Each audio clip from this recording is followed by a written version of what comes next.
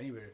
I mean, everybody has a bunch of cameras in their house right now, right? So how is this going to change our life, and how is this going to evolve, and how is this going to change the life of, you know, entertainers, YouTubers, you know, all of that. So I mean, on the consumer end, right, but also on the research end, how it's going to enables us to see more, you know, into the body, and different modalities. So that was the basically the talk was the glimpse of that. Yeah. So a lot of things, I think a lot of things will change. Okay. So I'm definitely sure like you're gonna have like a camera networks, you know, so that's gonna come out I think pretty soon. We already have like 3D cameras like you know, Microsoft Kinect and Google Tango and things are like, you know, coming forward.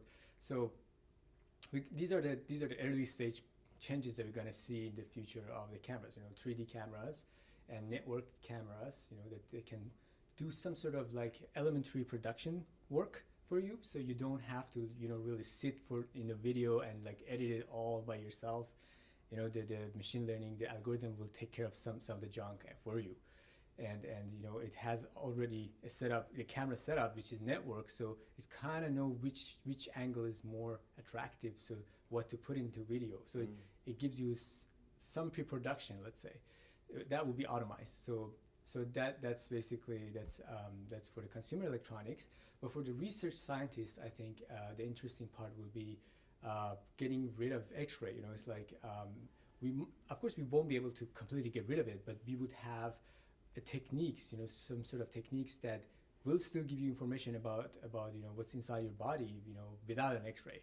Maybe not as a high, you know, highly resolved, but they will still be able to do that, and hopefully in a much cheaper, you know, kind of modality. Right now it's very expensive. It's possible it's very expensive, but hopefully that will come out like cheaper. So that's on the research side. And on the let's say on the crazy side, there is these cameras that are totally whack. It's like they look nothing like a camera. They're basically a whole like millions of sensors that are spread into some medium or spread into some industrial environment or hazardous environment, and they talk to each other, and they can, for example, resolve an image or geometry inside, you know, inside a medium or under the rubble. So that's like a crazy sight. Camera is not just a camera anymore. It's just a bunch of sensors. It's like, you know, it can do much more than, you know, just, you know, taking an image. So one of the paradigm shifts that I talked about is imaging for computers, right? So right now, when you think about image is just, you know, like a picture, right?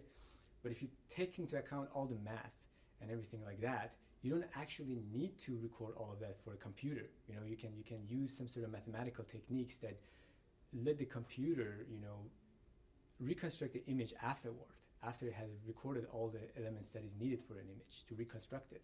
And that can enable, you know, kind of crazy hardware, like, you know, flat lenses, like you know, flexible form factors, and I think that's a really exciting kind of things that we're gonna see in the future.